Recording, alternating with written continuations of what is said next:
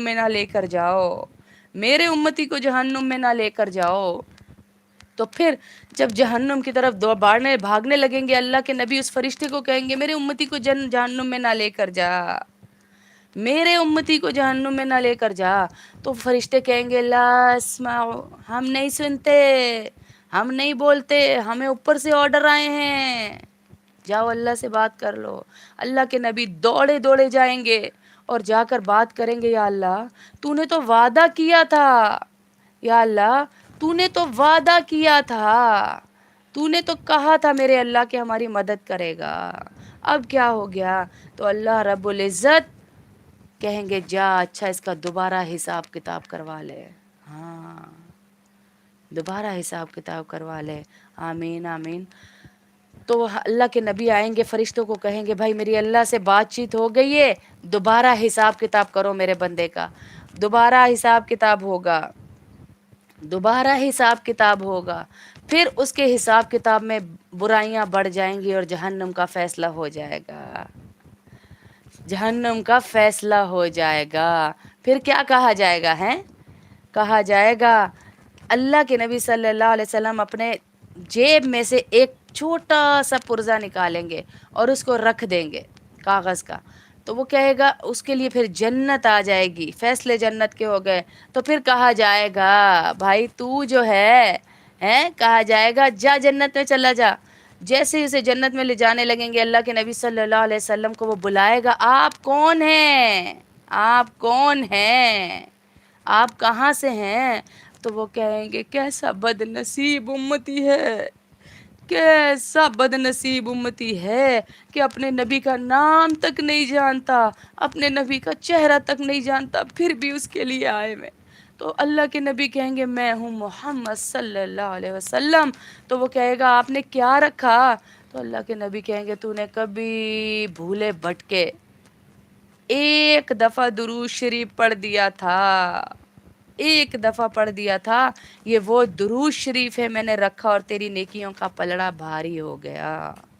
सुबहान अल्लाह है, सुबहान अल्लाह। अल्लाह हमें भी ऐसी नेकियां करने की तौफीक अता फरमाए। हाँ, अल्लाह हमें भी ऐसी नेकियां करने की तौफीक अता फरमाए। दुआ करें और अल्लाह हमसे राज़ी हो जाए।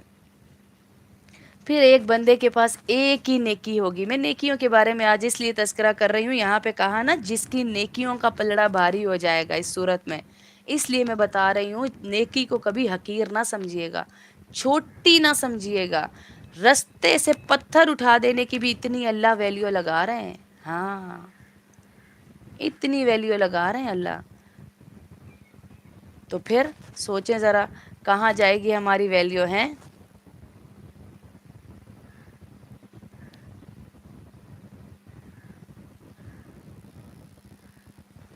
तो अल्लाह हम सब से राज़ी हो जाए। चंद वज़ाइफ मैंने आप लोगों को पहले भी बता चुकी हूँ, तो वो सारी बहनें फिर बार बार पूछती हैं, तो वो इंशाअल्लाह वीडियोस देखेंगी तो उनको समझ आ जाएगी इंशाअल्लाह।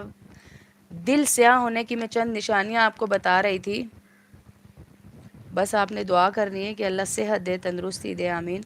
दिल स्याह होने की अलामात चंद बता रही थी कि गुनाह की झिझक ख़त्म हो जाती है।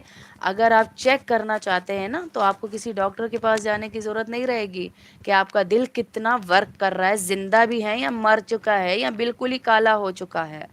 अल्लाह के नबी सल्लल्लाहु अलैहि वसल्लम ने हमें बताया, हमें बताया। आप सबको आवाज़ सही आ रही है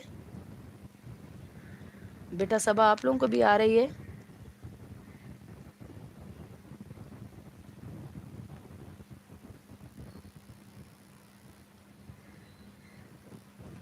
आप लोगों को भी आ रही है बेटा? कि गुनाह की झिझक ख़त्म हो जाएगी, कि पहले ज़रा हया आती थी, एक तमीज़ होती थी। मियाँ बीवी से पूछेगा कहाँ थी, मैं जहाँ भी थी, तुम्हें क्या? बीवी मियाँ से पूछेगी कहाँ थे, मैं जहाँ भी था, मेरी मर्ज़ी, मेरे पीछे क्यों पड़ी हो? एक गुनाह की जो झिझक होती है ना, वो ख़त्म हो जाएगी। और फिर सेकंड कहा कि नेकी का बोझल होना महसूस होगा, नेकी अजाब लगेगी, नमाज पढ़ना बोझ लगेगा, نیکی کے کام بہت